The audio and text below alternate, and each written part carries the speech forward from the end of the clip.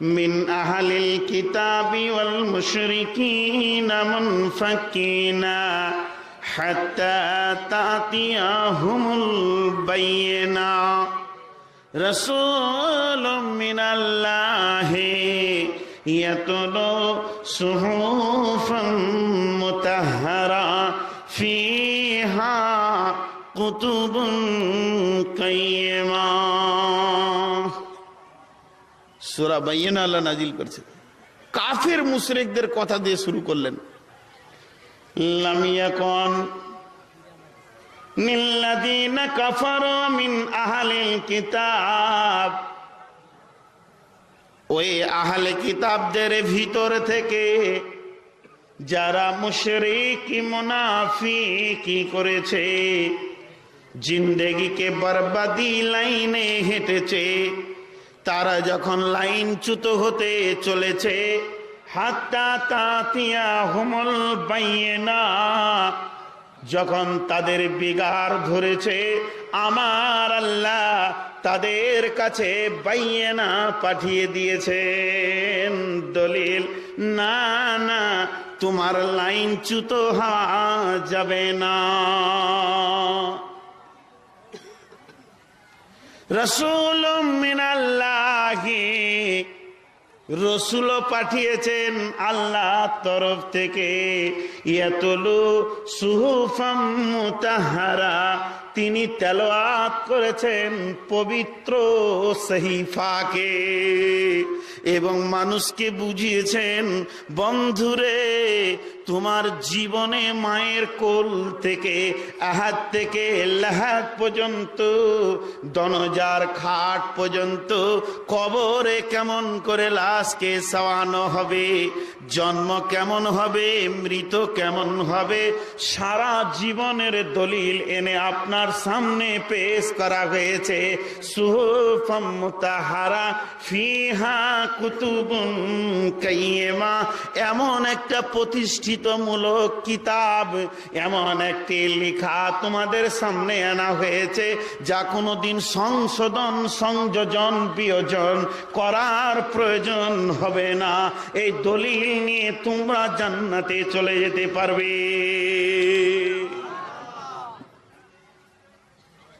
এমন একটা দলিল, এটাকে যে গ্রহণ করে নিল সে জান্নাতের দলিল নিয়ে লেখা। আল্লাহ বলছে আমি জান্নাত ওকে বিক্রি করে দিয়েছি, খালি এসে শরীরে কোরআনটাকে একবার দেখিয়ে দেবে যে আমি ঠিক আছে, কোরআন যা বলেছে আমার বডিতে তাই আছে, বাস। কোরআনটাকে বগলে করে নিয়ে চলে গেলে হবে না আর কি, যে হুজুর আমার কাছে কোরআন আছে, তাহলে তো মুশকিল হয়ে গেল। আমার জীবনে কোরআন আছে। সাহাবা রাদিয়াল্লাহু মাজমাইনদের একটা কথা আপনাদেরকে শোনাই। সাহাবীরা রাস্তায় হেঁটে যাচ্ছে, তো বিধর্মীরা জিজ্ঞেস করছে তোমরা কি করো, তোমরা কারা, আমাদের নাম কি?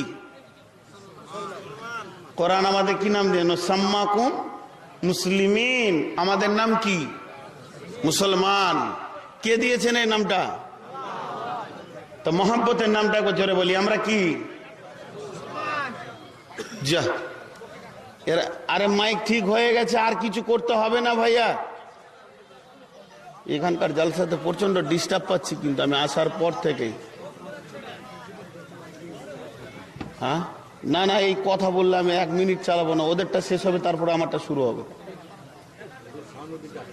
আচ্ছা দাঁড়ান 1 মিনিট, সাউন্ড কে পাচ্ছেন না কোন এলাকা থেকে হাত তুলেন। এইখানটাতেই ইন্না লিল্লাহ। তো বক্সটা কি হয়েছে? আরে বক্সে সাউন্ড বাড়াও। আরে এদিকে ঘোরাতে হবে না, তুমি সাউন্ডটা বাড়াও না।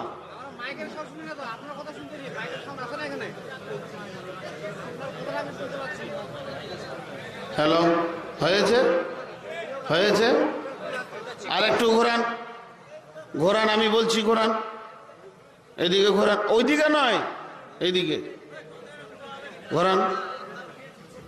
হ্যালো, আরো ঘোরান। হ্যালো, হয়েছে? আচ্ছা এটা দিকে দেন, এটা দিকে দেন। জানে না এরা কোন দিকে বক্স দিতে হয়। আচ্ছা মুরব্বী লোক বক্স পূজা করতে যাচ্ছে, ও আচ্ছা আচ্ছা, এইদিকে দেন।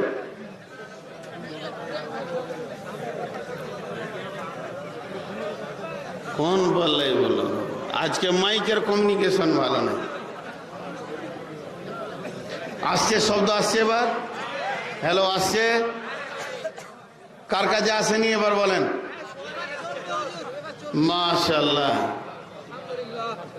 আবার ওইটা ওইদিকে ঘুরিয়ে দিল নাকি? আরে এইদিকে দেন, এদিকে দিলে সাউন্ডটা বাড়বে, এটা হচ্ছে নিয়ম, বিজ্ঞানকে মানতে হবে কিছুটা। হ্যাঁ আচ্ছা, আপনারা ভিতরে ঢুকে যান, আর কত করো বিচার।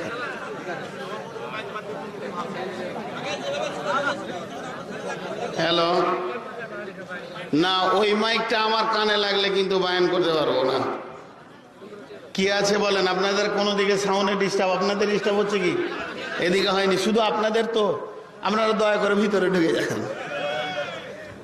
ঝামেলা মিটে যাবে। হ্যাঁ, বিসমিল্লাহির রহমানির রহিম। সকলে জোরে একবার বলেন আলহামদুলিল্লাহ।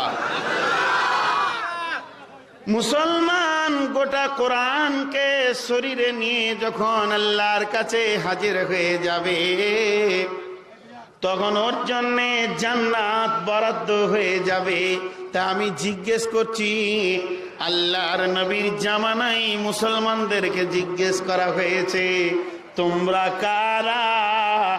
এরা মহব্বতের সঙ্গে বলেছে, আমরা মুসলমান। আমরা কারা? এবার বলেন, যে যে মুসলমান বলে হাত তুলেছেন, আপনার জীবনের দলিল দেখান। আমার জীবনের দলিল হাত নামান। আমরা সকলে হলাম মুসলমান। বন্ধুরে আমার, এটা হলো বর্তমান আধুনিক যুগের 2012 সালের মে মাসের 5 তারিখের মুসলমান। একবার আপনারা থাকেন জমার খাতায় রেখে, একবার ব্যাংকে নিয়ে চলে যায় সাহাবীদের জীবনটাকে। রসুলের সাহাবী যদি রাস্তা দিকে ঘুরেছে, আর তাকে যদি বলা হতো তুমি কে? না মুসলমান। কাফেররা বলতো তোমরা কি করো? ওরা এক কথায় উত্তর দিতেন, কোরআনে যা আছে আমরা তাই করি। দেখেন, তোমরা কে? না মুসলমান। প্রশ্ন করা হতো তোমরা কি করো? জবাবে উত্তরে বলতেন, কোরআনে যা আছে আমরা তাই করি। উত্তর মিলে গেল। যদি কেউ প্রশ্নটা এই দিক থেকে করে ফেলতো, ও মুসলমান তোমাদের কোরআনে কি আছে? তখন উত্তর দিত, আমরা যা করি তা কোরআনে আছে। তাহলে তাদের জীবনের সঙ্গে কোরআনের কত বাস্তবায়ন ছিল।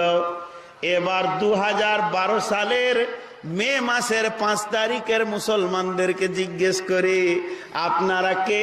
তা মুসলমান। আপনারা কি করেন? এবার উত্তর দেন। মিলবে?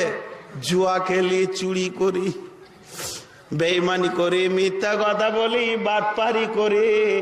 এখন যদি বলেন কোরআনে যা আছে আমরা করি, একটা বিধর্মীকে যদি এই কথা বলে ফেলেন, তার কোরআন সম্পর্কে ধ্যান ধারণা খারাপ হয়ে যাবে। নিশ্চয়ই কোরআনের জুয়ার কথা আছে, দাড়ি চাঁচার কথা আছে, মিথ্যার কথা আছে, নচেত মুসলমান কেন মিথ্যা কথা বলবে? দলিল মিলছে গো? এখন দলিল মিলছে এখন? তাহলে কোরআন আমাদের দলিল আর বলা যাবে?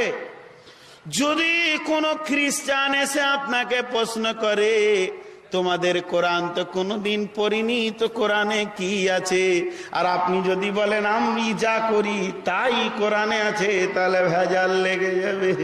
সে কোরআনকে অরিজিনাল বুঝতে পারবে না। বরং সাহাবীরা বলেছেন, কোরআনে যা আছে তা আমরা করি, আর আমরা যা করি তা কোরআনে আছে। এরই নাম হলো দলিল, এরই নাম হলো বাইয়ানা। মানুষ কথা বলবে, তার দলিল হবে। মানুষ পায়ে চলবে, তার দলিল হবে। মানুষ একটা কারোর সঙ্গে আলাপ করবে, সেটাও শরীয়ত মতে হবে। কি বলেন, হবে কি হবে না? এর নাম হলো বাইয়েনা। এই বাইয়েনাকে সামনে রেখে কয়েকটি কথা বলবো। ছোট্ট ছোট্ট করে পয়েন্টগুলো চেঞ্জ হবে, ছোট্ট ছোট্ট করে পয়েন্টগুলো চেঞ্জ হবে। মেন খেয়াল থাকবে বাইয়েনা, খুব খেয়াল করেন। আল্লাহ তাবারাক ওয়া তাআলা আমাদেরকে দুনিয়াতে পাঠালেন কেন? ওমা খালাকতুল জিন্না ওয়াল ইনসা ইল্লা লিয়াবুদুন।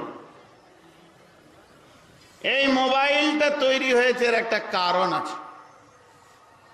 কথা হবে, যখন কথা হচ্ছে না, সিম কার্ড চেঞ্জ করছি, কথা হচ্ছে না, তারপরেও হচ্ছে না, মেকানিককে দিলাম, ঠিক করে আনলাম, তারপরেও হচ্ছে না, কোনো রেসপন্স নাই, ডাস্টবিনে চলে যাবে। একটা আমের গাছ লাগিয়েছেন, মোটর বাইক কিনেছেন, বড় শখ করে চেপে আপনি রানী শঙ্কর যাবেন, প্রতিদিনের চাকরির ডিউটি, ও 3 কিলোমিটার যাওয়ার পর প্রতিদিন ঠেলা লাগায়।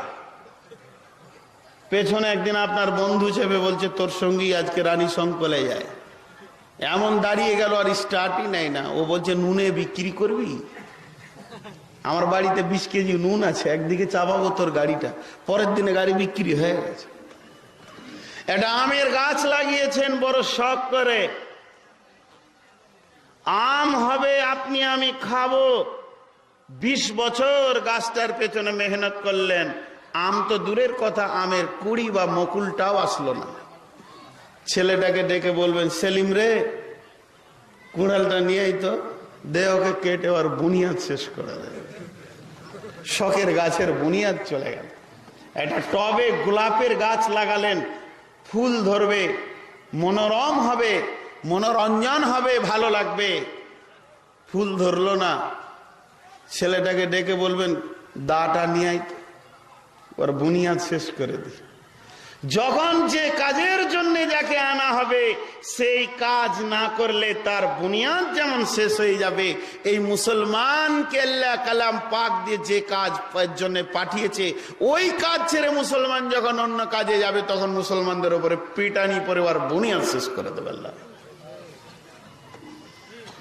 বন্ধুরা আমার, এবার আসুন, মাথা থেকে নিয়ে পা পর্যন্ত যতগুলো বডিতে পার্টস লাগানো আছে, সমস্ত পার্টস গুলো কিভাবে ব্যবহার করব, তার জন্য আমার আল্লাহ কালাম পাকে দলিল দিয়ে দিয়েছেন। আর ওইটা কি বলেছেন? বাইয়েনা।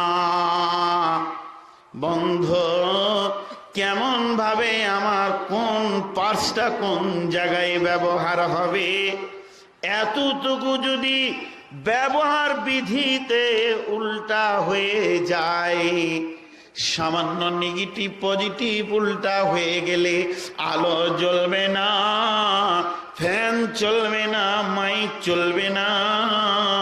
আর আমার মাবুদের দেওয়া আইন কানুন যদি আপনার আমার বডিতে না এসে চেঞ্জ হয়ে যায়, তাহলে কিন্তু আল্লাহকে পাওয়া যাবে না।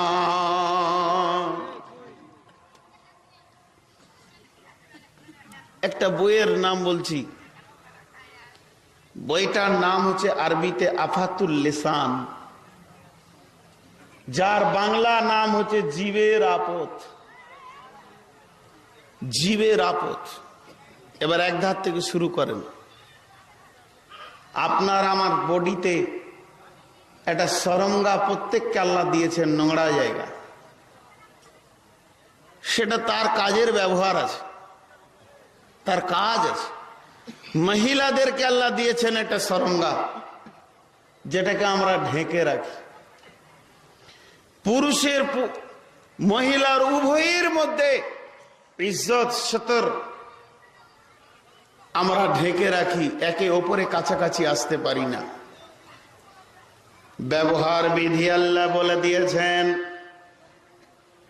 কিন্তু জেনে নেন, একজন মহিলা আর একজন পুরুষ দুইজন যদি নিজেদের মধ্যে মেল মহব্বত করে নিয়ে নিয়ত করে গুনহার ময়দানে নামব,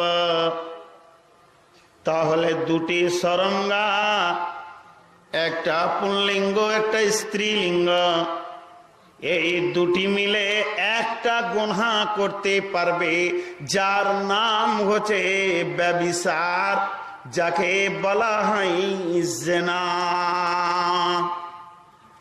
এছাড়া দ্বিতীয় কোনো গুনাহ করতে পারবে না। জায়গাটা হলো নোংরা, কিন্তু গুনাহ কটা হয়? মাত্র একটি, যেটাকে ব্যভিচার জিনা বলে আমরা জানি। এছাড়া দ্বিতীয় কোনো গুনাহ এর দ্বারা করা সম্ভব হবে না। কিন্তু বডির ভিতরে একটি